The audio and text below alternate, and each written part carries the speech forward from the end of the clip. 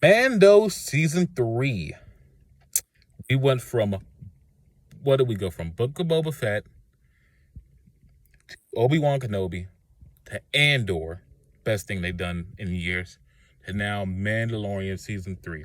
The saddest thing I can say about Mandalorian season 3 is there's no one to point a finger at, because everything, every piece that was in place when this show started is still in place.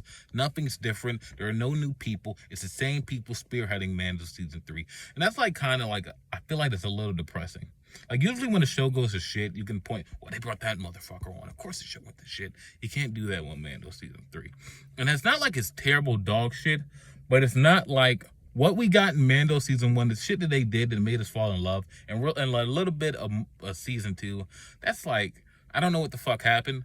Favreau and Filoni, they need to get the shit together, but like, it's not terrible. It just feels like Saturday morning cartoons when it should feel like, well, when like it was feeling like something more. It wasn't like prestige. It was feeling like prestige Western television, you know? The shit that our parents watched growing up. That's what it felt like. Mando used to feel like. But now it feels like Saturday morning cartoons. And you got Bo-Katan. Bo-Katan was very central in this season. I don't know anything about the fucking TV shows. I didn't watch Rebels. I watched a little bit of Clone Wars, but I never really watched Rebels. That was more my brother's thing. Like, from what I'm gathering, the shit she's trying to do, if you watch that fucking television show, her ass looks fucking batshit crazy, and she damn near looks like a villain.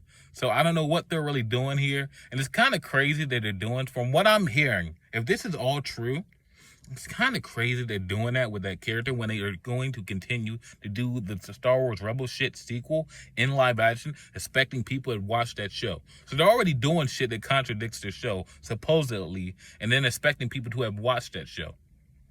It's kind of, I don't know.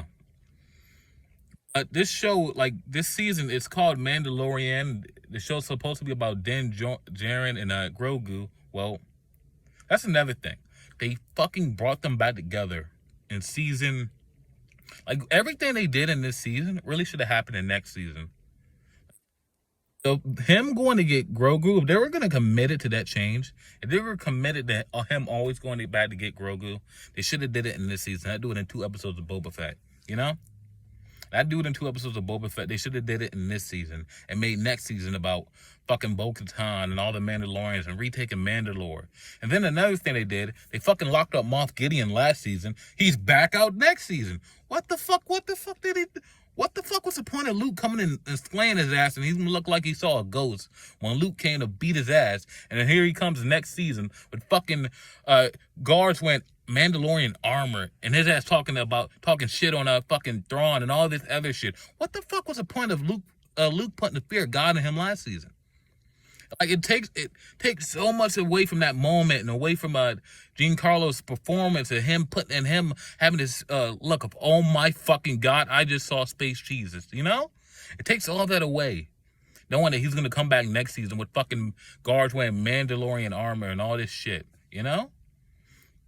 It's like so much of what's wrong with the season is that all this shit that they did last season and the season previous, they kind of like, some of it, they just fucking said, fuck it, who cares, we're gonna do this anyway. And other things were like, they're supposed to be like the wrap up of all the shit they did. They did it so poorly, you know? So yeah, Mandalorian season 3. To sum it up, it went from prestige Western television of old to Saturday morning cartoons. But that's just my opinion. I'm still looking forward to fucking Ahsoka. I'm still looking forward to the Acolyte. I'm still looking forward to the joint that John Watts is doing. It's like on a bunch of group.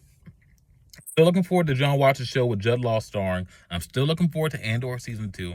I still have faith in it. They want to bring back Rey as to keep doing it.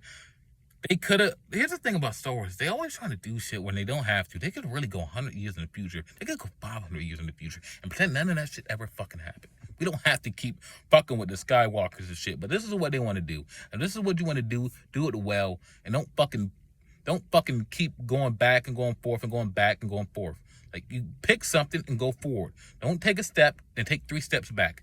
Don't take characters away from each other and go, huh, I don't like that. Let's get them back together. Don't fucking do that. Don't second guess yourself. So Mandalorian season 3, I got to give it a 6 out of 10. It's not like there was too much Saturday morning cartoon type vibes for me to give it a 7. Like even Bryce Dallas Howard's episode, you could see it. You can see how bad the fucking writing was. That has got to be like her. She did everything she could. She directed it well, the well-directed episode. But what actually happens in the episode? Oh my god, fucking Saturday morning cartoons. Like I keep saying. So Mandalorian season 6, 6 out of 10. I hope Filoni and Favreau can get this shit back to what it was. And Mandalorian season 1, when everybody wanted them to have the keys to the kingdom and shit. But I don't know. So Mandalorian season 3, 6 out of 10. Peace.